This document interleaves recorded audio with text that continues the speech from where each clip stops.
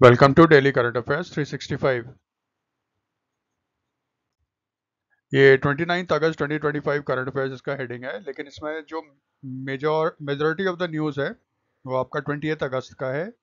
ये वो न्यूज़ है जो एग्जाम से पूछे जाते हैं। जैसे अगर आप देना चाहते हो बैंक्स का, आरबीआई का, एसएससी का, नाबार्ड का, पीसीएस का, इवन यूपीएससी के एग्जाम्स में भी थोड़ा आपको ये हेल्प कर सकता है। इस मेन जो न्यूज़ इसमें कवर किया गया है जो हमारे काम का एग्जाम के लिए, इंडिया का first end to end OSAT facility inaugurate हुआ है गुजरात में। इंडिया ने साइन किया है एमओयू विद भूटान एग्रीकल्चर के फील्ड में कोऑपरेशंस को बढ़ाने के लिए। गवर्नमेंट ऑफ इंडिया ने आकाश त्रिपाठी को अपॉइंट किया है एमडी ऑफ एससीसीआई। इंगा रोगेनिनी ये लिथुआनिया के पार्लियामेंट के द्वारा वहां की प्राइम मिनिस्टर इलेक्ट हुई हैं। गवर्नमेंट ऑफ इंडिया ने सतीश कुमार का tenure as a chairman and CEO of railway board 1 साल के लिए और बढ़ा दिया है। पंजाब नेशनल बैंक ने अपना पहला ब्रांच खोला है जो फोकस करेगा आपका स्टार्टअप पे, और ये ब्रांच खुला है कहाँ पे? दिल्ली में। ईवाई अर्नेस्ट एंड यंग उसने एक रिपोर्ट इशू किया है जो कहता है कि इंडिया वर्ल्ड का सेकंड लार्जेस्ट इकोनॉमी बन जाएगा on the basis of PPP, purchasing power parity, और ये कब तक बनेगा? 2030 तक। और जो न्यूज़ है इसमें, गवर्नमेंट ऑफ इंडिया ने कॉटन के इंपोर्ट पे जो कस्टम ड्यूटी अभी 0% किया था उसको एक्सटेंड कर दिया 31 दिसंबर 2025 तक। पहले ये 30 सितंबर तक था। प्रेसिडेंट मुर्मू ने आपका जो प्रेसिडेंट कप है वो दिया है एनईएफयूसी को। ये आपका ड्यूरेंट कप विजेता है इस साल का। प्रधानमंत्री जनधन योजना के 11 साल हो गए। हरियाणा के जो सीएम है नायब सिंह सैनी, उन्होंने अनाउंस किया है कि हरियाणा में दीनदयाल लाडू लक्ष्मी योजना लागू हो गई है। गवर्नमेंट ऑफ इंडिया ने आपके 4 रेलवे प्रोजेक्ट्स को अप्रूवल दिया है। कौन कौन से हैं उसको देखना है। भारत में north eastern regional convention on child rights ये ऑर्गेनाइज किया गया था आपका अगरतला त्रिपुरा में। और झारखंड असेंबली ने एक रेजोल्यूशन पास किया है जिसमें भारत सरकार से आग्रह किया गया है कि झारखंड के जो पहले सीएम थे शिबू सोरेन, जिनका भी हाल में ही डेथ हो गया था, उनको भारत रत्न प्राइज दिया जाए। ये सारे न्यूज़ कवर किए जाएंगे आज के वीडियोस में। आइए पहला न्यूज़ देखते हैं। पहला न्यूज़ क्या था? India's first end to end OSAT facility inaugurated in Sanand Gujarat. हम लोग तो एग्जाम के लिए हिसाब से तैयारी करते हैं, तो सबसे पहले क्या होगा? ओएसएटी। ओएसएटी का फुल फॉर्म क्या होता है? ओएसएटी का फुल फॉर्म होता है आउटसोर्स्ड, एस हो गया सेमीकंडक्टर एंड टेस्ट फैसिलिटी। ठीक है। ये देखो बेसिकली ओएसएटी होता क्या है। पहले तो आप चिप डिज़ाइन करोगे, फिर उसको फैब्रिकेट करोगे, फिर उसका एक चिप बनता है, फिर उसको काटते हैं, है ना? फिर उसको टेस्ट किया जाता है और फिर उसको डिवाइस के साथ इंटीग्रेट किया जाता है, तो फिर वो मार्केट में जाने के लिए तैयार हो जाता है। यानी कि ओएसएटी जो है ये फाइनल स्टेज है आपका सेमीकंडक्टर्स के। ठीक है। इसमें जो रॉ सेमीकंडक्टर होता है, कंपोनेंट्स होते हैं, उसको ट्रांसफ़र किया जाता है इनटू फुल्ली फंक्शनल चिप, और उसको फिर मार्केट में शिप करने के लिए तैयार किया जाता है। यानी कि समझो ये आखिरी स्टेज है। आपने सुना होगा 15 अगस्त को जब प्राइम मिनिस्टर मोदी भाषण दे रहे थे तो उन्होंने कहा था भारत का पहला मेड इन इंडिया चिप इस साल आपका आ जाएगा। ठीक है। तो ये जो मेड इन इंडिया चिप है ना, ये इसी फैसिलिटी, जो सनद में जो फैसिलिटी है ना, उसी से आपके आने वाला है। ठीक है। तो पहला में क्या याद रखना है? ओएसएटी का फुल फॉर्म। फिर आप बहुत सारे एग्जाम्स में देखोगे इसका उद्घाटन किसने किया, इनॉग्रेट किसने किया। तो इस प्लांट का जो इनॉग्रेशन था वो किया था आपका union minister for electronics and information technology Ashwini Vaishnaw, ये रेल मिनिस्टर भी हैं। और गुजरात के जो चीफ मिनिस्टर हैं भूपेंद्र पटेल, इसका मतलब दोनों ने मिलकर इसको किया। तो फिर ये प्लांट किसका है? ये जो आपका मैन्युफैक्चरिंग प्लांट है ये है आपका सीजी सेमिस प्राइवेट लिमिटेड। ठीक है। सीजी सेमिस प्राइवेट लिमिटेड जो है ये बेसिकली एक जॉइंट वेंचर है CG power, Renaissance electronics corporation of Japan and stars micro electronics of Thailand. यानी कि एक इंडियन कंपनी सीजी पावर, एक जापानीज कंपनी और एक थाईलैंड की कंपनी, तीनों ने मिलकर आपका ये प्लांट सेटअप किया है। ठीक है। और इसी से भारत का पहला सेमीकंडक्टर चिप तैयार होगा, मार्केट में जाएगा। ये सब जो किया जा रहा है, ये सब किया जा रहा है सेमीकंडक्टर मिशन के तहत। सेमीकंडक्टर मिशन जो है वो गवर्नमेंट ऑफ इंडिया ने लॉन्च किया था दिसंबर 2022 में, और इसका उद्देश्य क्या था? भारत में एक स्ट्रॉन्ग सेमीकंडक्टर इकोसिस्टम डेवलप करना है, जिससे कि भारत में जितने इलेक्ट्रॉनिक्स के मैन्युफैक्चरिंग होते हैं ना, मोबाइल फ़ोन, लैपटॉप, ये सब जिसमें चिप का इस्तेमाल होता है, वो सारा भारत में बनना शुरू हो जाए। तो याद यही रखना है, सेमीकंडक्टर मिशन कब लॉन्च हुआ था? दिसंबर 2022 में। ठीक है। अब देखो, अभी तक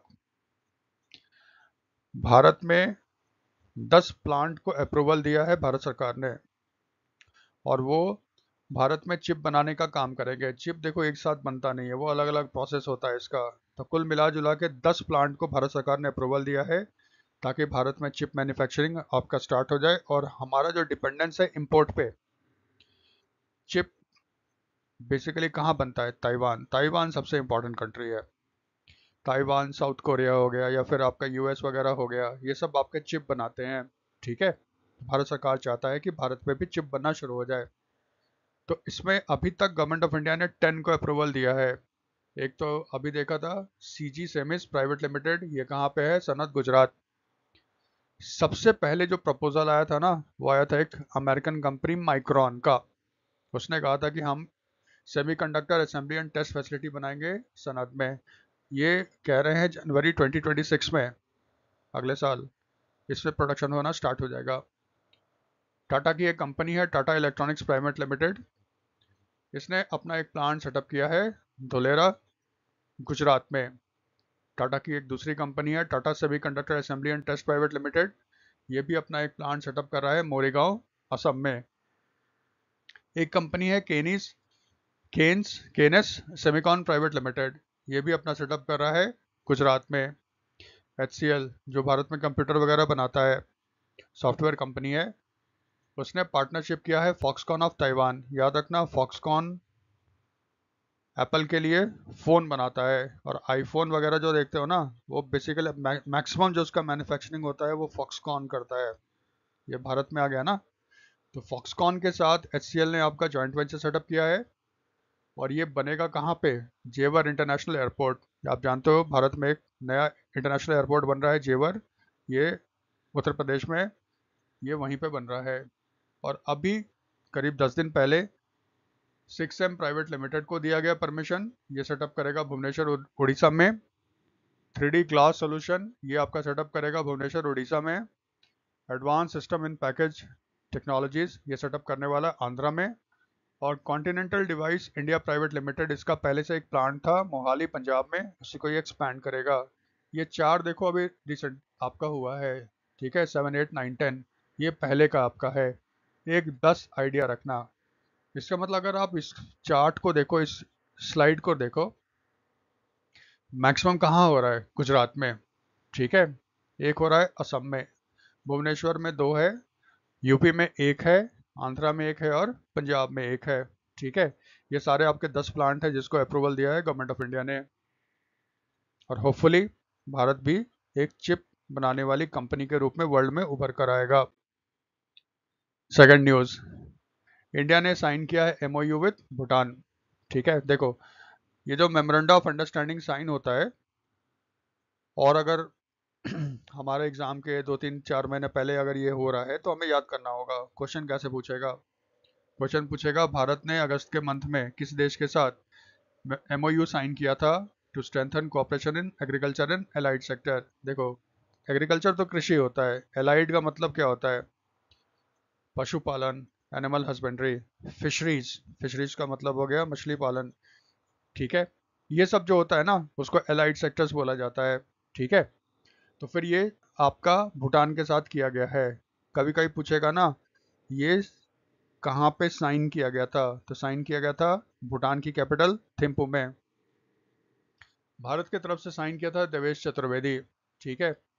और जापान के सॉरी भूटान की तरफ से था थिनलेन नामग्याल। इसको चाहो तो स्किप मार दो। और ये क्या है? Basically agriculture research, innovation, live stock health, production, post harvest management वगैरह के लिए आपका ये काम करेगा, जिसमें भारत भूटान को बेसिकली ट्रेन करेगा। ठीक है। अब देखो, क्योंकि हमने किसी देश के साथ एग्रीमेंट साइन कर लिया, भूटान, इससे ना स्टैटिक क्वेश्चन जो होता है वो बन जाता है। उसमें देखो क्या क्या पूछेगा भूटान के बारे में। भूटान को ना ड्रुक यूल के नाम से भी जाना जाता है, या आपने बहुत सुना होगा land of the thunder dragon, Bhutan को कहते हैं। भूटान में देखो एक राजा होता है, लेकिन वहाँ भी डेमोक्रेसी आ गई है, और वहाँ पे भी इलेक्शन होता है। वहाँ पे डेमोक्रेटिकली इलेक्टेड गवर्नमेंट होती है।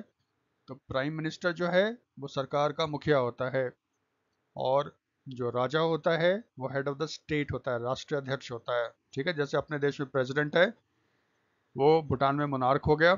और जैसे अपने देश में प्राइम मिनिस्टर है, वहाँ पे वो हेड ऑफ द गवर्नमेंट हो गया। ठीक है, शासनाध्यक्ष हो गया। स्टैटिक में क्या याद रखना, भूटान के साथ हमारी सीमा कितनी है, 699 किलोमीटर लॉन्ग है, international boundary with Bhutan. Bharat का कौन कौन सा स्टेट है जो भूटान के साथ अपना बाउंड्री शेयर करता है, असम, अरुणाचल, इधर बंगाल और सिक्किम, 4 राज्य हैं, असम, अरुणाचल, बंगाल और सिक्किम। भूटान भूटान की कैपिटल क्या है, थिम्पू। करेंसी क्या है, नगुलत्रम। भूटान में लैंग्वेज कौन सा बोला जाता है, जोंगखा। भूटान के राजा का नाम क्या है, जिग्मे खेसर नामग्याल वांगचुक। और प्राइम मिनिस्टर फिलहाल कौन है वहाँ पे, शेरिंग तोग्बे। ये स्टैटिक का पार्ट हो गया। ठीक है, दूसरा जो न्यूज़ है, Akash Tripathi appointed MD of एससीसीआई। देखो बहुत बार न्यूज़ पढ़ते हो, आपका आ जाता है appointment committee of the cabinet. ठीक है, अपॉइंटमेंट कमेटी ऑफ कैबिनेट का मीटिंग हुआ, इसको अपॉइंट कर दिया, उसको अपॉइंट कर दिया, ऐसे याद रखना। सॉरी। भारत में भारत सरकार की जो सर्वोच्च संस्था है, हाईएस्ट डिसीजन मेकिंग बॉडी है, अपॉइंटमेंट से संबंधित। जो गवर्नमेंट ऑफ इंडिया की कंपनी हो गई या किसी को अपॉइंट करना होगा ना, वो डिसीजन लिया जाता है appointment committee of the cabinet. इसमें सिर्फ और सिर्फ 2 मेंबर होते हैं, एक प्राइम मिनिस्टर नरेंद्र मोदी, और दूसरा जो मेंबर है ना, आपके होम मिनिस्टर और ministry of corporation, Amit Shah. ये 2 मेंबर है अपॉइंटमेंट कमेटी ऑफ कैबिनेट की। इसका मतलब अपॉइंटमेंट कमेटी ऑफ कैबिनेट की जब भी मीटिंग होगी तो हमेशा उसकी अध्यक्षता कौन करेंगे, मोदी साहब करेंगे, यानी कि अल्टीमेट है, अपॉइंटमेंट अथॉरिटी है। तो ये याद रखिएगा स्टैटिक वाला। इनकी बैठक हुई थी कल दिल्ली में, और मोदी साहब ने अप्रूवल दे दिया कि जो आकाश त्रिपाठी हैं, ये एमडी बन जाएंगे किसके, solar energy corporation of India. ठीक है, Akash Tripathi basically IAS officer है ना। जो solar energy corporation of India है, एक नवरत्न कंपनी है। ये किस मिनिस्ट्री के अंदर आता है, union ministry of new and renewable energy. ठीक है, तो सबसे इंपॉर्टेंट तो देखो आकाश त्रिपाठी होगा। स्टैटिक के लिए याद रखना appointment committee of the cabinet, जो मैंने बताया था। और एक थोड़ा बैक ऑफ द माइंड रखना, भारत सरकार ने एसईसीआई को एक नोडल एजेंसी बना रखा है to meet the growing energy demand through, R E मतलब होता है ना रिन्यूएबल एनर्जी, वो एनर्जी जिसका हम बार बार इस्तेमाल कर सकते हैं, जैसे सोलर हो गया, विंड हो गया, आपका हाइडल हो गया, उसको रिन्यूएबल एनर्जी या आर ई करते हैं। और इससे ज़्यादा इस्तेमाल क्यों करेंगे, ताकि हमारा डिपेंडेंस कम हो सके फॉसिल फ्यूल्स पे। फॉसिल फ्यूल्स या जीवाश्म ईंधन, वो कौन होगा, जो कोल हो गया, पेट्रोलियम हो गया, नेचुरल गैस हो गया, उस पर डिपेंडेंस कम किया जाए। क्यों, क्योंकि गवर्नमेंट ऑफ इंडिया ने टारगेट सेट किया है कि 2070 तक भारत को नेट कार्बन न्यूट्रल हो जाना है, यानी कि कार्बन का प्रोडक्शन और कंजम्पशन, ठीक है, लगभग लगभग उसको जीरो करना है। इसका मतलब ये नहीं कि कार्बन का प्रोडक्शन नहीं होगा, नहीं, कार्बन का प्रोडक्शन होगा, लेकिन साथ साथ हम वो स्टेप्स भी उठाएंगे जिससे कि वातावरण से कार्बन कम हो जाए, तो दोनों मिला के तो वो जीरो होना चाहिए। ये टारगेट सेट किया है गवर्नमेंट ऑफ इंडिया ने, और ये हमें अचीव करना है कब तक, 2070 तक। ठीक है, तो उसमें इसका बहुत बड़ा रोल होगा। एससीसीआई का हेडक्वार्टर कहाँ पे है, न्यू दिल्ली। ठीक है, इसमें इतना पॉइंट्स है, 2-3 पॉइंट्स है, इसको सिर्फ याद करना है। Next point, Inga Ruginiene has been elected as the prime minister of Lithuania. ठीक है, जब भी किसी देश में आपका कोई प्रेसिडेंट या प्राइम मिनिस्टर अपॉइंट होता है, तो थोड़ा सा याद कर लेना चाहिए। ये एग्जाम्स में आ जाते हैं, और लेडीज अगर है तब तो भाई थोड़ा सा अच्छे से याद कर लिए। देखो, लिथुएनिया की जो पार्लियामेंट है, ठीक है, जिसको कहा जाता है साइमास, ये थोड़ा ध्यान रखना, कभी कभी क्या होगा आउट ऑफ द वे पूछ लेगा सैमास किस देश की पार्लियामेंट को कहते हैं। ठीक है, तो लिथुआनिया जो है उसकी पार्लियामेंट को कहते हैं सैमास। उसमें वोटिंग हुआ और इंगा रोगिनेनी जो है उसको इलेक्ट किया गया as the prime minister of Lithuania. ठीक है, इससे पहले क्या हुआ था, वो ना मिनिस्टर थी, प्राइम मिनिस्टर गिनटाटोस पलुकस की जो गवर्नमेंट थी उसमें वो प्राइम मिनिस्टर उसमें ये लेबर मिनिस्टर थी। लेकिन इसने रिजाइन किया 2000 जुलाई 2025 में, करप्शन का स्कैंडल था। उसके बाद फिर जगह खाली हो गई और इसको अपॉइंट किया गया, इसको इलेक्ट किया गया है।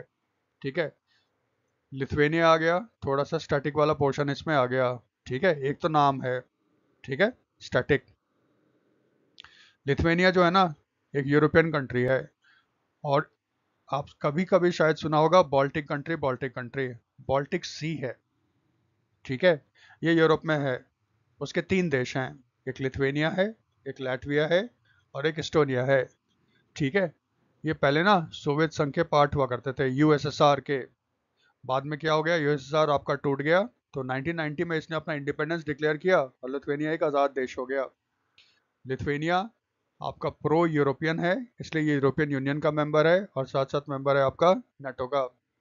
इसकी कैपिटल है विल्नियस और ये इसका करेंसी है यूरो। और इसके प्रेसिडेंट कौन है, किदानस नसूदा। ठीक है, इसमें ये पॉइंट स्टैटिक के हैं और ये करंट के हो जाएंगे। अब देखो अपॉइंटमेंट में ही सतीश कुमार। सतीश कुमार आपके रेलवे बोर्ड के चेयरमैन और सीईओ हैं। गवर्नमेंट ऑफ इंडिया ने क्या किया है, इनका टेन्योर बढ़ा दिया है। टेन्योर बढ़ा दिया कितना, 1 साल के लिए। तो फिर यहाँ भी सबसे बड़ी संस्था जो ये डिसीजन लेगी वो कौन है, appointment committee of the cabinet. उसकी बैठक हुई थी और उसने 1 साल का एक्सटेंशन दिया है सतीश कुमार को as the chairman and CEO of the railway board. ये एक्सटेंशन लागू कब से होगा, 1 सितंबर 2025। सतीश कुमार 1 सितंबर 2024 को आपका चेयरमैन और सीईओ बने थे रेलवे बोर्ड के। उनका रिटायरमेंट होने वाला था, तो उसको एक गवर्नमेंट ने क्या किया, 1 साल उनका और टेन्योर बढ़ा दिया। ठीक है, तो इसमें ये याद रखना है सतीश कुमार कितने साल का उसका बढ़ाया कार्यकाल, 1 ईयर। ठीक है, पीएनबी उसने अपना पहला स्टार्टअप फोकस ब्रांच सेटअप किया है, और ये सेटअप उसने किया है कहाँ पे, न्यू दिल्ली में। स्पेशली जो बैंक वैंक के एग्जाम दोगे ना, आपके लिए बहुत इंपॉर्टेंट क्वेश्चन हो जाएगा। पीएनबी ने अपना पहला स्टार्टअप ब्रांच कहाँ खोला है, न्यू दिल्ली में। ठीक है, तो इसका मतलब ही क्या होगा, जो स्टार्टअप्स होंगे जो न्यूली बिजनेस सेटअप कर रहे हैं ये उन पर डेडिकेटेड होगा और उनको ये आपका लोन वगैरह प्रोवाइड करेगा। इसीलिए पीएनबी ने software technology parks of India, जहाँ पे ना ये बेसिकली क्या होता है, ये आपका एक स्पेशल जोन बनाता है जहाँ पे सॉफ्टवेयर की कंपनियाँ होती है। तो पीएनबी इसके साथ मिलकर जो स्टार्टअप होंगे सॉफ्टवेयर वगैरह सेक्टर में उनको वो प्रोवाइड करेगा आपका लोन। ठीक है, मेन देखो याद रखना भाई, दिल्ली। अब थोड़ा पीएनबी है उसके बारे में भी थोड़ा सा जान लो। जो पंजाब नेशनल बैंक है ये भारत का तीसरा लार्जेस्ट पब्लिक सेक्टर बैंक है। पब्लिक सेक्टर बैंक का मतलब है इसमें 51% या उससे ज़्यादा शेयर जो होगा वो गवर्नमेंट ऑफ इंडिया का होगा। तो सबसे बड़ा जो पब्लिक सेक्टर बैंक है वो एसबीआई, ये भारत की सबसे बड़ी बैंक है, पब्लिक सेक्टर का है या प्राइवेट सेक्टर। सेकंड नंबर पे जो पब्लिक सेक्टर बैंक है वो बैंक ऑफ बड़ौदा, और थर्ड पे आ गया आपका पीएनबी। पीएनबी आपका सेटअप हुआ था 1894 और इसने ऑपरेशन स्टार्ट किया था 1895। ये भारत में बनने वाला पहला बैंक था जो भारतीयों की पूंजी से बनी थी, इंडियन कैपिटल से बना था। ठीक है, क्योंकि अवध कमर्शियल बैंक था, उसको कहते हैं भारत का पहला बैंक, लेकिन वो अंग्रेजों ने बनाया था। तो इंडियन पैसे से बनने वाला जो पहला बैंक था वो पंजाब नेशनल बैंक। एक मिसकंसेप्शन है, बहुत लोग सोचते हैं लाला लाजपत राय ने बनाया था, नहीं नहीं नहीं, इसको लाला लाजपत राय ने नहीं बनाया था, वो फ्रीडम फाइटर। लाला लाजपत राय पहले पर्सन थे जिसने अपना अकाउंट खोला था इस बैंक में, यानी कि पहला अकाउंट जो खुला था ना पीएनबी में वो लाला लाजपत राय का था। इसलिए कोई कंफ्यूजन में मत रहना भाई कि लाला लाजपत राय ने इसको बनाया था, नहीं नहीं। फिर 1969 में गवर्नमेंट ऑफ इंडिया ने बहुत 14 बैंक्स को नेशनलाइज किया था, उसमें पीएनबी भी था। अब इसका मालिक कौन है, गवर्नमेंट ऑफ इंडिया। इसके एमडी वगैरह कौन है? अशोक चंद्र। हेडक्वार्टर कहाँ है? न्यू दिल्ली। टैगलाइन क्या है? A name you can bank upon. इको का एक रिपोर्ट है, ये ईवाई का रिपोर्ट है। ईवाई अर्नेस्ट एंड यंग एक कंसल्टेंसी फर्म है, मल्टीनेशनल कंपनी है। तो ईवाई इंडिया जो उसका सब्सिडरी ब्रांच है इंडिया में, उसने एक रिपोर्ट निकाला। वो कहता है कि इंडिया 2030 में परचेजिंग पावर पैरिटी, है ना, ये के बेसिस पे दुनिया का दूसरा सबसे बड़ा इकॉनमी बन जाएगा। देखो ट्रंप ने भारत पे सैंक्शन लगा दिया 50% का, 25% का बेस टैरिफ और 25% क्योंकि उसके हिसाब से हम लोग रशिया का ऑयल खरीद रहे हैं इसलिए 50% का लगा दिया। इसके बावजूद भी लगभग हर कोई कह रहा है कि इंडिया का इकॉनमी फास्टेस्ट ग्रोइंग इकॉनमी रहेगा और इंडिया का इकॉनमी बहुत ही ग्रो करेगा। इसी में ये ईवाई का रिपोर्ट आया है। इसने सारा जो डेटा है ना वो आईएमएफ का लिया है, ठीक है। तो आईएमएफ के डेटा को लेते हुए वो कहता है कि 2030 में सबसे बड़ी जो इकॉनमी होगी ट्रिपल पी के बेसिस पे वो कौन होगा? चाइना। और सेकंड पे कौन आने की उम्मीद है? इंडिया की, ठीक है। अब देखो यहाँ पे मैंने क्या लिखा है, India is expected to become the world third largest economy और market exchange rate by 2028 overtaking Germany. ये आईएमएफ का ही है। दो वर्ड आ गया, मार्केट एक्सचेंज रेट और एक आ गया पीपीपी, ठीक है। दोनों में थोड़ा सा अंतर समझ लो। मार्केट एक्सचेंज रेट क्या होता है? जैसे इंडिया ने अपना जीडीपी कैलकुलेट किया, मान लो कितना हो गया, जीडीपी आपका हो जाता है सपोज करो 1,000 रुपये। तो हमारा जीडीपी हो गया 1,000 रुपये। फिर देखते हैं मार्केट में आपका एक्सचेंज रेट क्या चल रहा है। तो सपोज करो एक अमेरिकन डॉलर जो है ना, वो 10 रुपये के बराबर है, 10 इंडियन रुपए के बराबर है। तो इसका मतलब 10 से इसको डिवाइड कर देंगे तो भारत का जीडीपी कितना हो जाएगा? $100। सॉरी हो नहीं पा रहा है, ये $100 हो जाएगा। ये हो जाएगा मार्केट एक्सचेंज रेट, ठीक है। तो अगर इस तरह से हम देखेंगे तो अभी वर्ल्ड का सबसे बड़ा इकॉनमी है यूएस, सेकंड पे है आपका चाइना, थर्ड पे आपका है जर्मनी, फोर्थ पे देखो नीति आयोग कहता है कि हम लोग वर्ल्ड के फोर्थ लार्जेस्ट इकॉनमी बन चुके हैं। आईएमएफ ने ऑफिशियली इसको घोषित नहीं किया, आईएमएफ कहता है 2025 में हो जाएगा भारत, ठीक है। तो अब देख लेना आईएमएफ के हिसाब से अभी भी हम लोग फिफ्थ हैं क्योंकि उसने डेटा अपडेट किया नहीं है। फोर्थ पे कौन है आपका? जापान, ठीक है। तो फर्स्ट हो गया आपका यूएस, सेकंड पे हो गया आपका चाइना, थर्ड पे आपका हो गया जर्मनी, फोर्थ पे आपका हो गया जापान और फिफ्थ पे India according to IMF. Bharat के हिसाब से हम लोगों ने जापान को पीछे छोड़ दिया, हम फोर्थ हो गए। ये जो आपका डेटा आता है ना, ये बेसिकली आपका मार्केट एक्सचेंज रेट पे है, इस तरीके से उन्होंने निकाला है। लेकिन बहुत सारे इकोनॉमिस्ट है ना, ये इस पे खुश नहीं है। वो कहते हैं कि मार्केट एक्सचेंज रेट में ना इन्फ्लेशन के कारण सारा चीज़ गड़बड़ हो जाता है, ठीक है। इसके कारण रेट्स ठीक से पता नहीं चलते हैं। वो कहते हैं इसको यूज़ करो, परचेजिंग पावर पैरिटी। जो परचेजिंग पावर पैरिटी है वो आपका काम करता है इस प्रिंसिपल पे, लॉ ऑफ वन प्राइस, यानी कि एक ही प्राइस होना चाहिए जिसके आधार पे सब देश का जीडीपी कैलकुलेट होगा। तो वो जैसे क्या होता है, जैसे सपोज करो आपका कैलकुलेट कैसे करेंगे, जैसे उन्होंने कैलकुलेट किया, वो एक सामान ले लिया, सामान क्या ले लिया, एक जैसे एक सिंपल सा ले लो, एक वाइट ब्रेड है, ठीक है, 400 ग्राम का है, वाइट ब्रेड है। भारत में सपोज करो वो मिलता है कितने का? 10 रुपए का। वही 400 ग्राम का white bread, same quantity same quality, अगर हम यूएस में खरीदने जाते हैं तो अमेरिका वाले कहते हैं कि भाई $1 का है। तो इसका मतलब जो सामान हम लोग भारत में खरीदते हैं 10 रुपये खर्च करना पड़ता है, वही सामान खरीदने के लिए अमेरिका में हमें $1 खर्च करना पड़ता है। इसका मतलब $1 की जो खरीदने की क्षमता है अमेरिका में एक सामान को खरीदने के लिए, उसी सामान को भारत में खरीदने के लिए आपको कितने रुपए की जरूरत पड़ेगी? 10 रुपए की। तो इसका मतलब $1 इज इक्वल टू 10 रुपीज़। अब इंडिया का जीडीपी कैलकुलेट करो और इस फॉर्मूले के हिसाब से ना उसको डॉलर में कन्वर्ट कर दो। हर देश ऐसा ही करेगा, ठीक है। तब हमें पता चलता है पीपीपी। अगर परचेसिंग पावर पैरिटी देखिएगा तो अभी इंडिया वर्ल्ड का थर्ड लार्जेस्ट इकॉनमी है, आफ्टर यूएस, चाइना और फिर इंडिया, ठीक है। कुछ लोग कहते हैं चीन उसको आगे कर गया, लेकिन आईएमएफ उसको अभी नहीं मानता। तो यूएस, चाइना और इंडिया। ईवाई कहता है कि आपका चाइना यूएस को पीछे छोड़ देगा बाय 2030 और भारत सेकंड पे आ जाएगा। ये पीपीपी और मार्केट एक्सचेंज रेट में कंफ्यूज मत होना।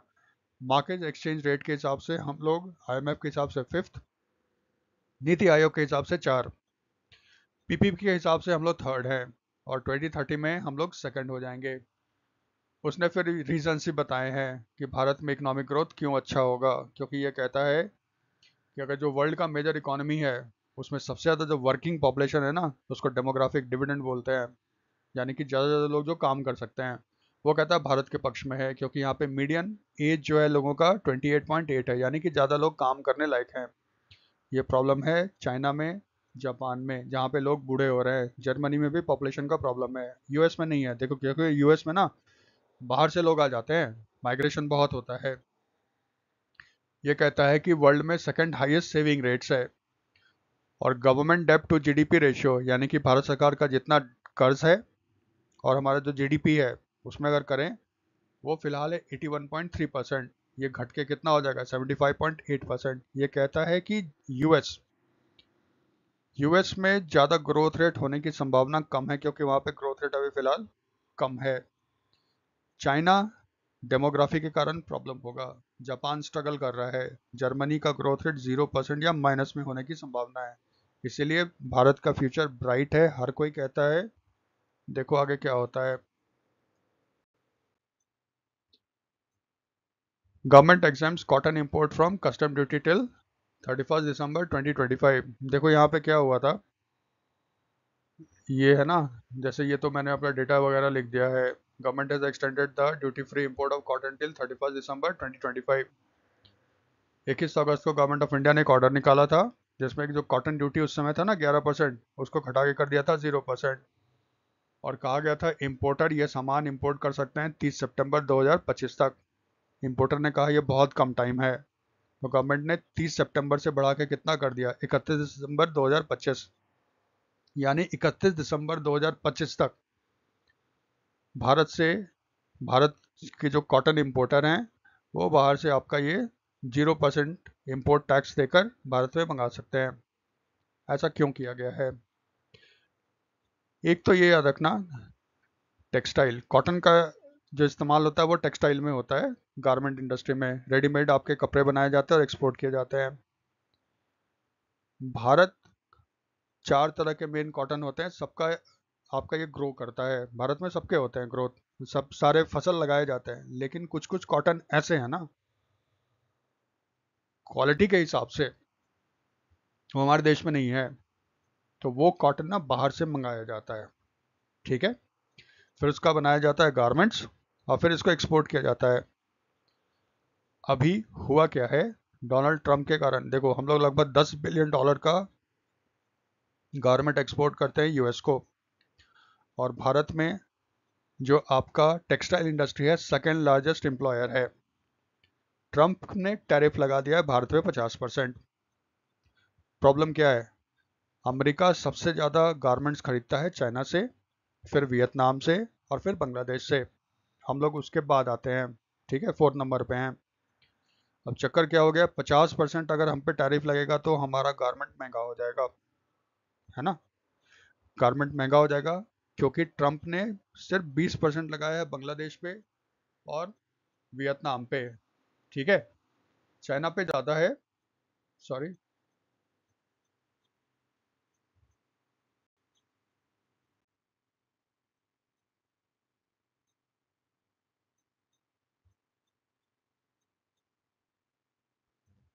चलो वो स्लाइड इधर हो गया। चाइना पे उसने ज़्यादा लगाया, लेकिन उसके बावजूद भी हमारा सामान उनसे महंगा हो गया। मुश्किल है भारत का सामान वहाँ बिकना। तो सामान का दाम कम करने का मतलब क्या होता है, आप इनपुट कॉस्ट कम कर दो, यानी रॉ मटेरियल जो कॉटन है ना उसको कम कर दो। इससे होपफुली भारत में जो टेक्सटाइल इंडस्ट्री है वो थोड़ा सरवाइव कर पाएगा। ठीक है, यही मकसद है। अब देखो कॉटन के बारे में थोड़ा सा जान लीजिए। कॉटन जो है ना उसको वाइट गोल्ड भी बोला जाता है। भारत जो है second largest producer of cotton in the world है आफ्टर चाइना, और America is the second is the largest exporter of cotton in the world. कुछ डेटा के हिसाब से भारत सबसे ज़्यादा जो कॉटन का इंपोर्ट करता है यूएस से ही करता है। ठीक है, तो शायद डोनाल्ड ट्रंप इससे खुश हो जाए।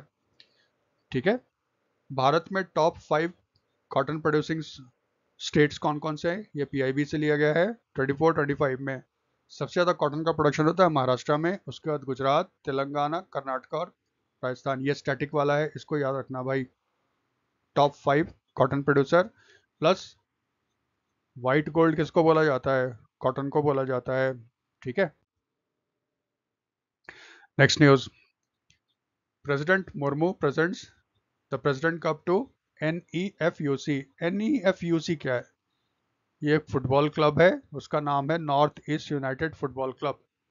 ठीक है, एक समारोह हुआ था जिसमें जो 134th डूरंड कप है ना फुटबॉल का टूर्नामेंट, उसके विजेता team north east United football club को प्रेसिडेंट द्रौपदी मुर्मू ने प्रेसिडेंट कप सौंपा। ये देखो है क्या, डूरंड कप। डूरंड कप जो है ये आपका फुटबॉल का है और क्लब बेस्ड टूर्नामेंट है। ये दुनिया का 3rd ओल्डेस्ट टूर्नामेंट है। सबसे पुराना फुटबॉल का जो क्लब बेस्ड फुटबॉल टूर्नामेंट है वो FA कप है, जो इंग्लैंड में खेला जाता है। इंग्लैंड को फुटबॉल का जन्म स्थान भी माना जाता है। थर्ड ओल्डेस्ट हो गया वर्ल्ड का डूरंड कप, और एशिया का oldest club based football tournament भी आपका है डूरंड कप। ठीक है, तो जो 134th डूरंड कप हुआ था उसमें north east United football club ने आपका हरा दिया था डायमंड हार्बर FC। FC मतलब होता है फुटबॉल क्लब को, फाइनल में। और ये फाइनल हुआ था कहाँ पे, विवेकानंद युवा भारती क्रीड़ांगन स्टेडियम इन कोलकाता। इससे पहले ना 2023 का, सॉरी 2024 का, यानी कि 133rd जो डूरंड कप है ना वो भी जीतने वाला टीम कौन सा था, north east United football club. उसने अपने कप को फिर से बरकरार रखा और हरा दिया किसको, डायमंड हार्बर क्लब को। ठीक है, तो फिर ये प्रेसिडेंट से मिलने के लिए क्यों आए, बड़ा दिलचस्प कहानी है।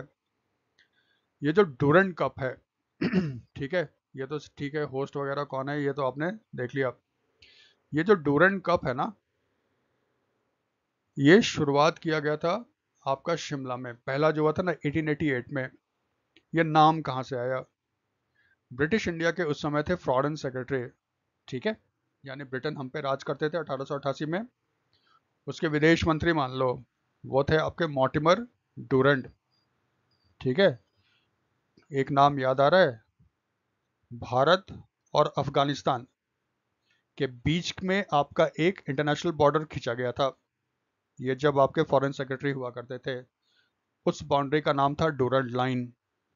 अब क्योंकि 47 के बाद पाकिस्तान बन गया, तो पाकिस्तान अफगानिस्तान के बीच का जो लाइन है, इंटरनेशनल बाउंड्री है, उसको डूरंड लाइन बोलते हैं। ये इन्हीं जनाब के नाम पे रखा गया था।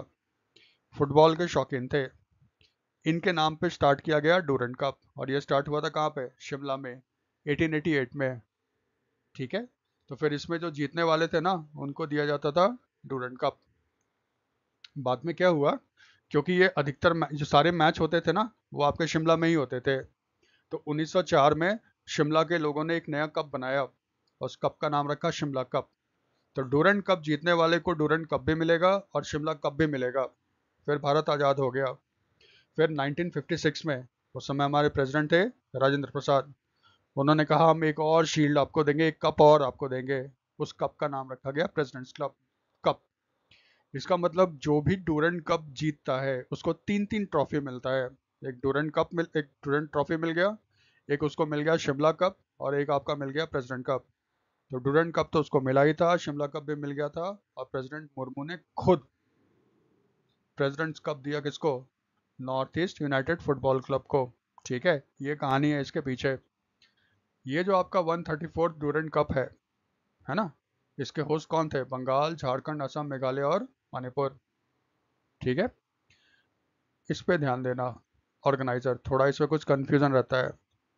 डूरेंट कप जब स्टार्ट हुआ था, इसको स्टार्ट करने वाला था ब्रिटिश आर्मी, और इसमें ब्रिटिश आर्मी के ही जो अलग अलग रेजिमेंट होते हैं वो आपके खेला करते थे। बाद में इसको भारतीय फुटबॉल क्लब के लिए भी ओपन कर दिया गया। ठीक है, तो जब ब्रिटिश यहाँ से चले गए, जो ब्रिटिश आर्मी इसको ऑर्गेनाइज करता था, ये जिम्मा सौंप दिया उन्होंने इंडियन आर्मी को। ठीक है, बाद में 2019 उसके बाद ये काम क्या किया गया, 2019 के बाद ये काम दे दिया गया ईस्टर्न कमांड को। जो इंडियन आर्मी का ईस्टर्न कमांड है ना, उसको दे दिया गया। और वो किसके साथ मिलकर करता है? All India football federation. Bharat में फुटबॉल को चलाने वाली संस्था है ऑल इंडिया फुटबॉल फेडरेशन। ठीक है, तो ये उसके साथ करता है, दोनों मिलकर करते हैं। तो इसका मतलब बेसिकली ये इंडियन आर्मी के द्वारा किया जाता है। ठीक है, हमेशा ध्यान रखना इसका ऑर्गेनाइजर कौन है, ईस्टर्न कमांड। और ये होता क्या था, शिमला से ना बाद में इसको शिफ्ट कर दिया था दिल्ली, फिर बाद में इसको शिफ्ट कर दिया गोवा, फिर वापस ये आ गया कोलकाता। अब जो है डूरेंट कप 2019 के बाद हमेशा देखना ईस्टर्न इंडिया या नॉर्थ ईस्टर्न इंडिया में ही होता है। ये देखो पांचों स्टेट, बंगाल, झारखंड, असम, मेघालय और मणिपुर, ये आपके ईस्टर्न इंडिया या नॉर्थ ईस्टर्न इंडिया के पार्ट है। अब वहीं पे डूरेंट कप हमेशा होता है। डूरेंट कप में सबसे सक्सेसफुल टीम कौन है? मोहन बगान। इसने कितनी बार जीता है? 17 टाइटल्स। ये है डूरेंट कप की कहानी। फिर प्रधानमंत्री जनधन योजना, PMJDY, इसके 11 साल हो गए। एक चीज़ का थोड़ा ध्यान रखना, ये बहुत सारे एग्जाम्स में पूछता है। ऐसे पूछेगा ना, इस तारीख को या 2025 में एक भारत सरकार का स्कीम है जो 11 साल हो गए, स्कीम का नाम पूछ लेगा या किस दिन ये लॉन्च हुआ था, ऐसे पूछ लेगा। तो इसके हिसाब से अगर हम देखें 28 अगस्त 2025 को कौन से स्कीम के 11 साल पूरे हो गए? प्रधानमंत्री जनधन योजना। ठीक है, ये लॉन्च कब किया गया था? 28 अगस्त 2014 को। थोड़ा इस तरह से ध्यान रखना, इस तरह से पूछता है। ठीक है, ये दुनिया का सबसे बड़ा फाइनेंशियल इंक्लूजन प्रोग्राम है। ठीक है, फाइनेंशियल इंक्लूजन का मतलब होता है, सीधी सी बात से है, लोगों को बैंकिंग सर्विसेज से जोड़ना और लोगों को बैंकिंग सर्विसेज के थ्रू इजी क्रेडिट प्रोवाइड करना, यानी कम से कम रेट्स पे उनको लोन प्रोवाइड करना ताकि उनका डेवलपमेंट वगैरह हो सके। और भी चीज़ आ जाता है इसमें, पेंशन, आपका इंश्योरेंस, सब चीज़ आ जाता है, उसी को कहते हैं फाइनेंशियल इंक्लूजन। देखो इसकी कहानी क्या है। 2010 में डॉक्टर मनमोहन सिंह जब आपके प्राइम मिनिस्टर थे, UPA की सरकार थी, गवर्नमेंट ऑफ इंडिया उस समय, उसने एक कैंपेन स्टार्ट किया, स्वाभिमान कैंपेन। ठीक है, वो पार्ट था आपका national mission for financial inclusion का, स्वाभिमान कैंपेन, जिसको बाद में स्वाभिमान स्कीम का नाम दे दिया गया।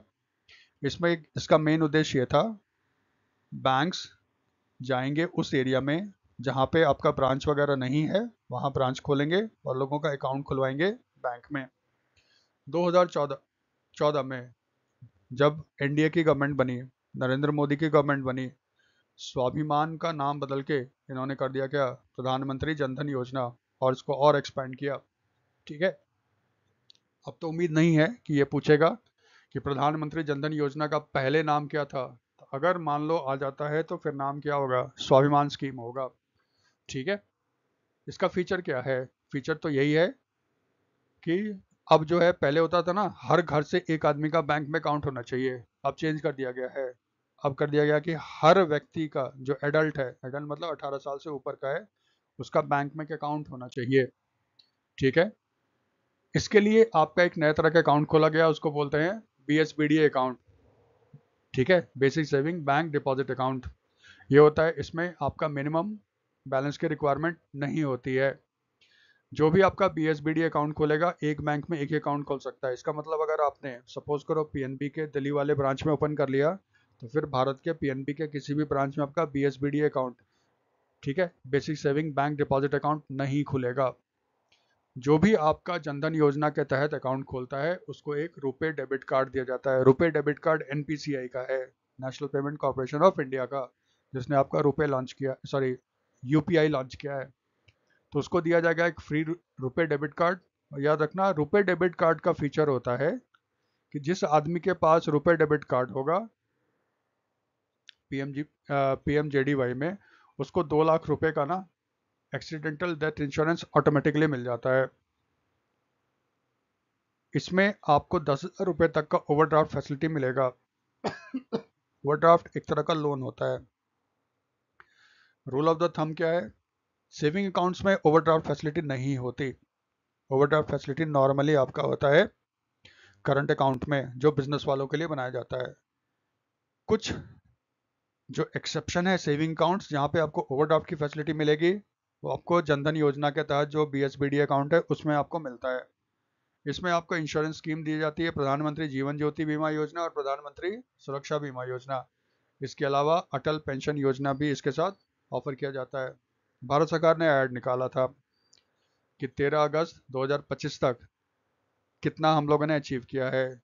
ये कहता है लगभग 99.6% जो पॉपुलेशन है ना रूरल अर्बन एरियाज में, उसको हम लोगों ने कवर कर लिया। कितने करोड़ अकाउंट खुल गए? इतने। ठीक है। अधिकतर वुमेन है। वुमेन कितना है? 66 पॉइंट। ठीक है, वो कितना है? वुमेन है, सॉरी 55.7% जो है वो वुमेन है और 66% जो है ना वो मैन है। टोटल डिपॉजिट कितना है? 26756 करोड़। एवरेज डिपॉजिट कितना है? 4768। और कितने रुपए कार्ड इशू किए गए? इतने रुपए कार्ड इशू किए गए हैं। थोड़ा अंदर जाएगा तो देखो ये सब भी पूछ सकता है। ठीक है, ये तो था आपका जनधन योजना।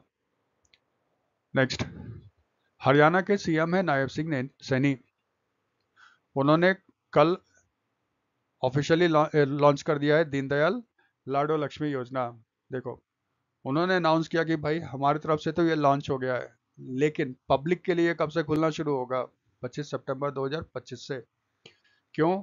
इस दिन बर्थ एनिवर्सरी है दीनदयाल उपाध्याय, जो बीजेपी के गुरु माने जाते हैं। दीनदयाल उपाध्याय का उसी के नाम पे है। तो इसने कहा कि लॉन्च तो हम लोगों ने कर दिया, पेपर वर्क हम लोग शुरू कर देंगे जनता के लिए ऑफिशियली कब खोलने वाले हैं? 25 सितंबर 2025। जब भी कोई स्कीम लॉन्च होता है किसी स्टेट गवर्नमेंट द्वारा या भारत सरकार के द्वारा, हमारे एग्जाम्स के 4-5 महीने पहले तक का हमें जरूर याद करके जाना चाहिए। तो दीनदयाल लाडो लक्ष्मी योजना किसने लॉन्च किया है? हरियाणा गवर्नमेंट ने। हरियाणा गवर्नमेंट के सीएम को तो पता ही है आपका। इसका फीचर क्या है? ये सभी विमेन के लिए होगी जो शादीशुदा है या शादीशुदा नहीं है, लेकिन शर्त यह है कि उनको हरियाणा में कम से कम पिछले 15 साल से निवास करना होगा। मिनिमम एज जो होगा वो 13 साल या 13 साल का होगा। सॉरी, अब लिख दिया मैंने, ये 13 साल होगा। एक परिवार से जितनी भी वुमेन होगी सबको मिलेगा। और कितने पैसे मिलेंगे? 2100 रुपये मिलेंगे। इसके मतलब एक परिवार में 3 आदमी है तो तीनों आदमी को 2100 रुपये पर मंथ आपका हरियाणा गवर्नमेंट देगा, दीनदयाल लाडो लक्ष्मी योजना के तहत। फिर ये न्यूज़ थोड़ा सा 1-2 दिन पुराना है। सेंट्रल गवर्नमेंट ने 4 रेलवे प्रोजेक्ट्स अप्रूव किए हैं। अब इस तरह के क्वेश्चन भी पूछना शुरू कर दिया है। ठीक है, ये जो रेलवे प्रोजेक्ट्स है ना, ये बेसिकली 5 स्टेट्स को कवर करेगा। इसमें याद क्या रखना है? ये जो देशलपुर हाजीपीर लूना व्योर है ना, लखपत रेल लाइन, ये किस स्टेट में है? गुजरात में। सिकंदराबाद वर्दी में 3rd और 4th लाइन बिछाया जाएगा। कहाँ पे कनेक्ट करेगा? कर्नाटका और तेलंगाना को। भागलपुर जमालपुर में 3rd लाइन बनेगा बिहार में। असम में फुरकतिंग और न्यू तिनसुकिया के बीच में लाइन को डबल किया जाएगा। ये ना आजकल ये पूछने लगे हैं कि ये जो रेल लाइन है ना, ये किस स्टेट में है? ये जो रेल लाइन है ना, किस स्टेट में है? ये रेल लाइन किस स्टेट में है? तो थोड़ा सा इसको ध्यान रखना है। आजकल ये भी पूछना शुरू कर दिया उन्होंने। चलो भाई, north eastern regional convention on child rights. ठीक है, ये कन्वेंशन कहाँ पे हुआ था? अगरतला। अगरतला किसकी राजधानी है? त्रिपुरा की। इसका इनॉग्रेशन किसने किया था? त्रिपुरा के जो सीएम है मानिक साहा, ये बीजेपी की गवर्नमेंट है यहाँ पे, इन्होंने किया। एक तो हो गया भाई, ये कहाँ पे हुआ था? अगरतला में। डेट नहीं पूछेगा। इनॉग्रेशन किसने किया? मानिक शाह ने। हमेशा याद रखना, अभी भी कुछ लोगों को कन्फ्यूजन होता है। नॉर्थ ईस्ट की बात करते हैं तो कहते थे 7 स्टेट्स 7 स्टेट्स। शुरू में 7 स्टेट्स ही थे। ठीक है, लेकिन बाद में ना सिक्किम को भारत सरकार ने इसमें शामिल कर दिया, तो नॉर्थ ईस्टर्न में अब 7 स्टेट्स नहीं बोलेंगे। 8 स्टेट्स भी कोई नहीं बोलता है, लेकिन नॉर्थ ईस्ट में आपके 8 स्टेट हो गए हैं। असम, नागालैंड, मणिपुर, मिजोरम, त्रिपुरा, अरुणाचल प्रदेश, मेघालय और सिक्किम। तो 7 मत याद करना, 8 याद करो। Jharkhand assembly passes a resolution for Bharat Ratna to Shibu Soren. Shibu Soren Jharkhand Mukti Morcha के थे। इनका अभी कुछ दिन पहले एम्स में देहांत हो गया था बीमारी के बाद। तो फिर झारखंड असेंबली ने क्या किया है, उसने एक रेजोल्यूशन पास किया और भारत सरकार को बोला कि भाई आप ना शिबू सोरेन जी को भारत रत्न दीजिए। ठीक है, ध्यान रखना झारखंड में जो सरकार है वो कोalition गवर्नमेंट है। झारखंड मुक्ति मोर्चा, कांग्रेस पार्टी और आरजेडी वगैरह मिलकर बना रखा है ना गवर्नमेंट। झारखंड के अभी जो सीएम है वो हेमंत सोरेन है। वो झारखंड मुक्ति मोर्चा के अध्यक्ष भी है और ये शिबू सोरेन के बेटे भी हैं। ठीक है, तो बेटा ने बाप के लिए कहा दिया कि भारत रत्न दे दीजिए। बहुत मुश्किल है, बहुत मुश्किल है, नहीं मिलेगा। इसलिए नहीं मिलेगा क्योंकि ये आपके ऑपोजिशन के हैं नहीं। शिबू सोरेन झारखंड मुक्ति मोर्चा ब्राइबरी केस 1993 में जब नरसिम्हा राव की सरकार थी, उनको मेजॉरिटी नहीं था, उनके खिलाफ नो कॉन्फिडेंस मोशन आया। शिबू सोरेन झारखंड मुक्ति मोर्चा के थे, उनको ऑफर किया गया था करोड़ों रुपए और फिर बोला गया था कि आपको मिनिस्टर भी बनाएंगे। उन्होंने पैसे लिए, मनमोहन सिंह सॉरी नरसिम्हा राव सरकार को समर्थन दिया, सरकार बच गई, इनको कोल मिनिस्टर भी बनाया गया। ये केस गया सुप्रीम कोर्ट में और सुप्रीम कोर्ट ने सिर्फ इस आधार पे केस को खारिज कर दिया जबकि सबूत थे।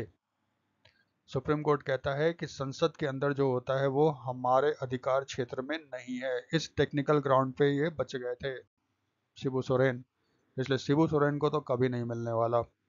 ठीक है, अब हम लोग स्टैटिक पार्ट पे आ जाते हैं। भारत रत्न, आप जानते हो भारत का सबसे बड़ा सिविलियन अवार्ड है भारत रत्न, और इसको कब लाया गया था, शुरू की गया था 1954 में।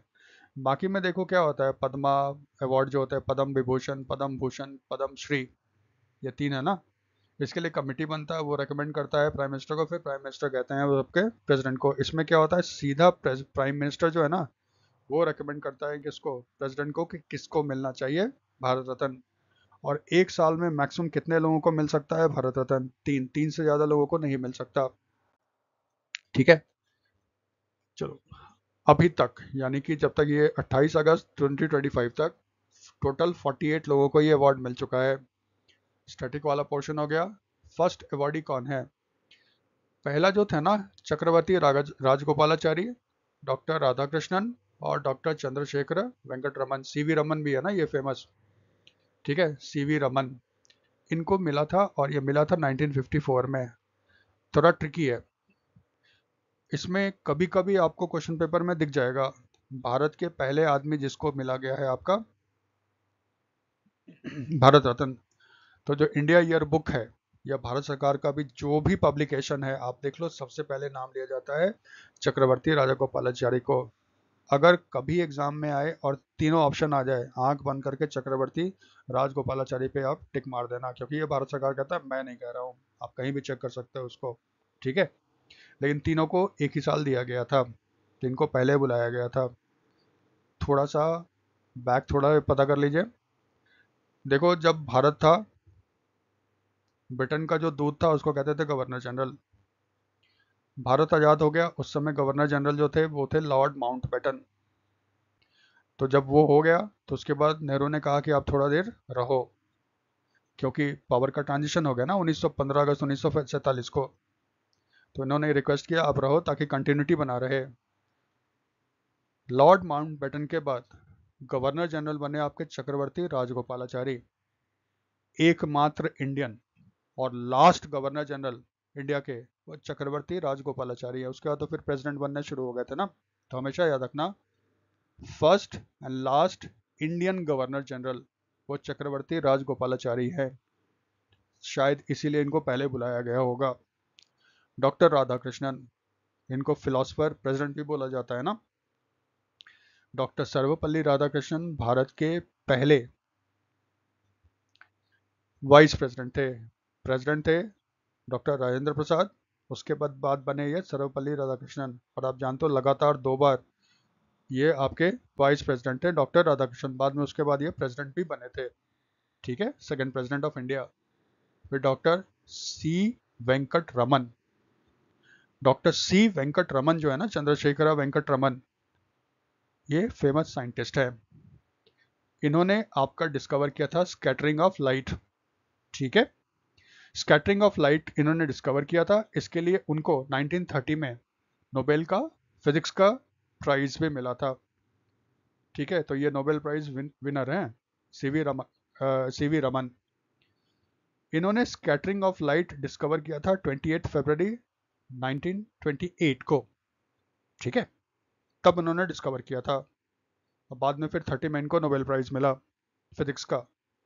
बाद में गवर्नमेंट ऑफ इंडिया ने क्या किया, 28 फरवरी को जब इन्होंने डिस्कवर किया था स्कैटरिंग ऑफ लाइट, उस दिन को गवर्नमेंट ऑफ इंडिया ने डिक्लेयर कर रखा है नेशनल साइंस डे। तो नेशनल साइंस डे हमारे देश में 28 फेब को मनाया जाता है, फरवरी को। वो क्यों? क्योंकि इसी दिन 1928 में सीवी रमन ने डिस्कवर किया था स्कैटरिंग ऑफ लाइट। थोड़ा ये भी याद रखना। ये फॉरेनर्स को भी दिया जाता है। पहले फॉरेनर्स जिसको ये अवार्ड दिया गया था वो थे खान अब्दुल गफ्फार खान। 1987 में राजीव गांधी थे उस समय प्राइम मिनिस्टर। खान अब्दुल गफ्फार खान ना पाकिस्तानी हैं। जब भारत एक था, ठीक है, ये पठान है, लेकिन उसके बावजूद भी ये बहुत बड़े गांधीवादी थे। इन्होंने वहां पे एक मूवमेंट स्टार्ट किया था, नॉन वायलेंट मूवमेंट। इनके जो अनुयायी थे ना, वो रेड शर्ट्स पहनते थे, इसलिए इनको रेड शर्ट भी बोला जाता था। ठीक है, इनको सीमांत गांधी, फ्रंटियर गांधी भी बोला जाता है। तो खान अब्दुल गफ्फार खान पाकिस्तान के थे। 1987 में पाकिस्तान बना हुआ था। ये पहले फॉरनर थे जिनको ये प्राइज मिला। फिर डॉक्टर नेल्सन मंडेला, ये साउथ अफ्रीका के हैं, एंटी अपार्थाइड मूवमेंट के थे। 1990 में दिया गया जब वीपी सिंह आपके प्राइम मिनिस्टर थे, तब उनको ये दिया गया था। ये साउथ अफ्रीका के हैं नेल्सन मंडेला। लास्ट जो दिया गया था 2019 में, नानाजी देशमुख आरएसएस के थे। डॉक्टर भूपेन हजारिका असम के हैं, फोक सिंगर बहुत फेमस हैं। और डॉक्टर प्रणब मुखर्जी, ये हमारे प्रेसिडेंट भी थे, कांग्रेस के लीडर भी थे। ठीक है, तो लास्ट ये था। तो भारत रत्न में ये थोड़ा सा स्टैटिक वाला पोर्शन आप याद रखना। ठीक है, ये तो देखो जो मेन मेन न्यूज़ था 28 का जो आपके एग्जाम्स के लिए है वो था। अब अपने आप को टेस्ट करो विथ एफएक्यू। ठीक है, इससे क्या होगा, थोड़ा और आपको मजबूत होगा। चलो भाई पहला question, who inaugurated India's first end to end OAST plant in Sanand, Gujarat? Option, Gujarat chief minister Bhupendra Patel, prime minister Narendra Modi, union minister Ashwini Vaishnaw, D A and C, E none of these.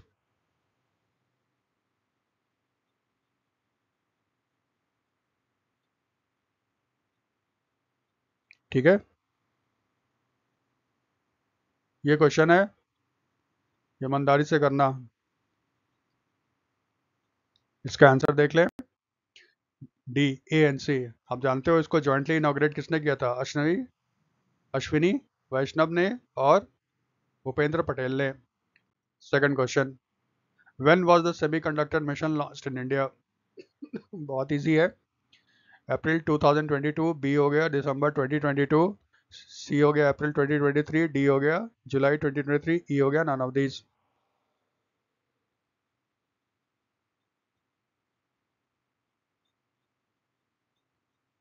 ठीक है, answer December 2022।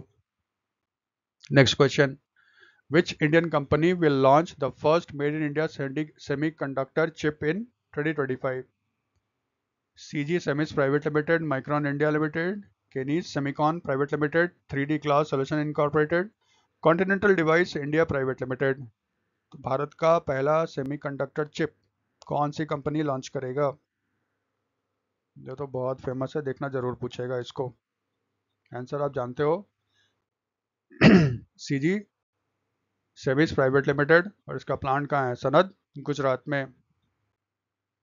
Next, in August 2025, India signed a MOU with which country to strengthen cooperation in agriculture and allied sectors? Options हो गए, Argentina, Nepal, Bhutan, Sri Lanka, none of these।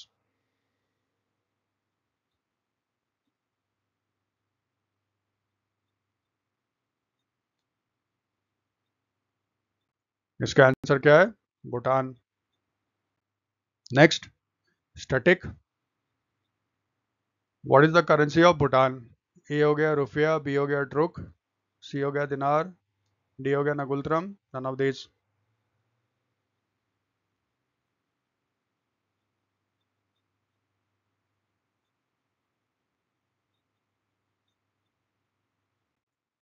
Option है, answer है नगुलत्रम।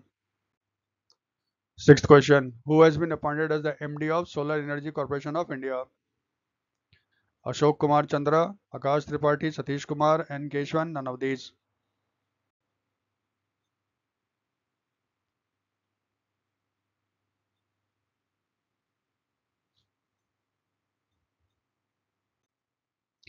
आकाश Tripathi answer है, ये तो पता है। Next question, who is Inga Ruginiene who was in the news recently? ये भी एक क्वेश्चन का स्टाइल है इन लोग का पूछने का। ये व्यक्ति कौन है जो अभी न्यूज में था? ठीक है, तो एक ऑप्शन दिया, she has been elected as the president of Latvia, she has been elected as prime minister of Lithuania, she is the prime minister of Estonia who visited India recently, she is the president of the European Commission, none of this.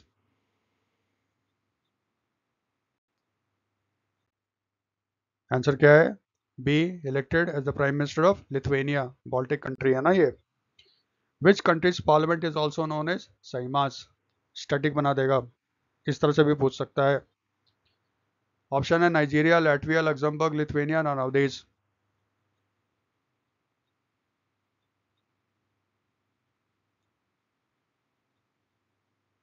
Answer क्या है?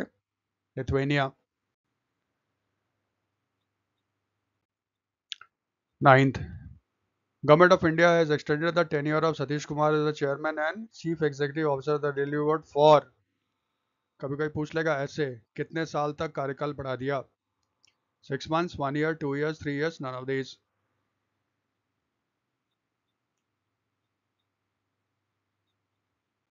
Answer हमारा क्या है?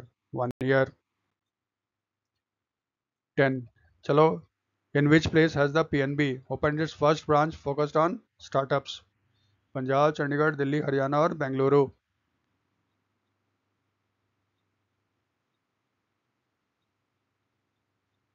Answer क्या है? Delhi. Delhi headquarter भी है ना पीएनबी का। Where is the headquarter? अच्छा, मैंने आंसर ही बता दिया। Where is the headquarters of the PNB? Ludhiana, Delhi, Mumbai, Mohali और Bengaluru.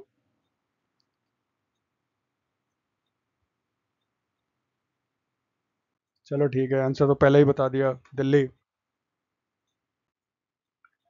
12, according to a recent report by EY, India is expected to become the world's second largest economy on a purchasing power parity basis by कब तक? 2025, 2027, 2028, 2030, 2035।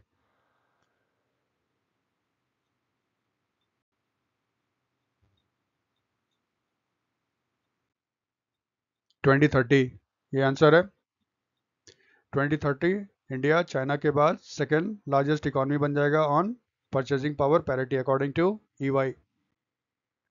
13, the government of India has allowed the duty free import of cotton till कब तक? 30th December September 2025, 31st December 2025, 31st March 2026, 30th September 2026, none of these.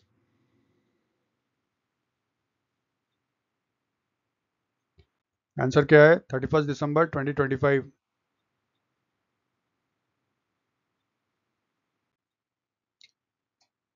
Durand cup is related to which sport? Cup वगैरह भी पूछ लेते हैं कभी कभी। A football, B badminton, C cricket, D chess, none of these. इसका आप जानते हो आंसर क्या है? Football. Who organises the Durand cup? All India football federation, eastern command of the Indian army, C ANB, Indian armed forces, none of these.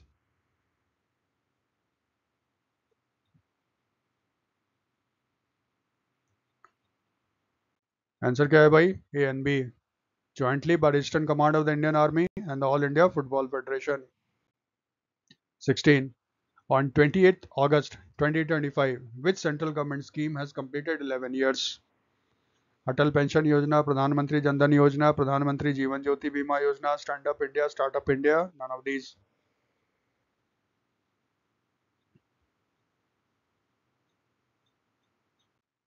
Answer क्या है? प्रधानमंत्री जनधन योजना।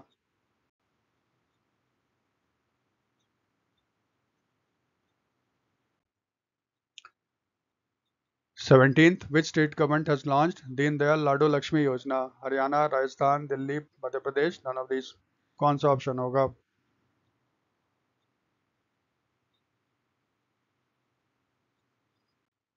आंसर है हरियाणा।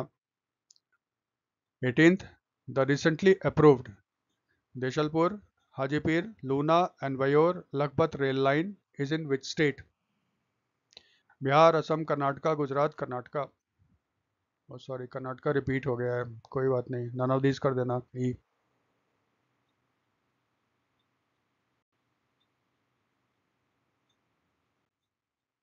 आंसर गुजरात।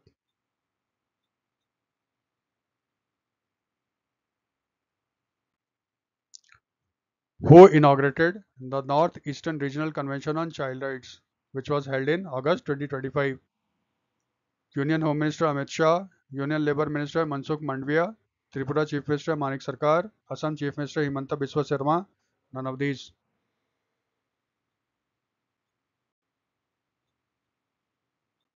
आंसर है त्रिपुरा चीफ मिनिस्टर मानिक सरकार।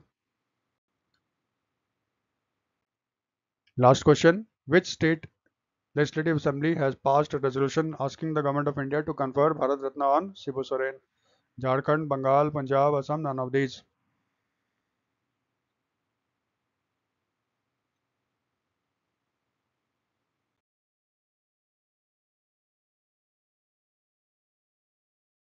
आंसर क्या है आपका? ओ, चलो कोई बात नहीं, इसका आंसर है आपका झारखंड। अभी स्लाइड ऐड कर देंगे, ठीक है। Thanks for watching. अगर आपको ये वीडियो अच्छा लग रहा है तो थोड़ा लाइक करो, सब्सक्राइब कर दो, इससे हमारा हौसला और बढ़ेगा। Thank you.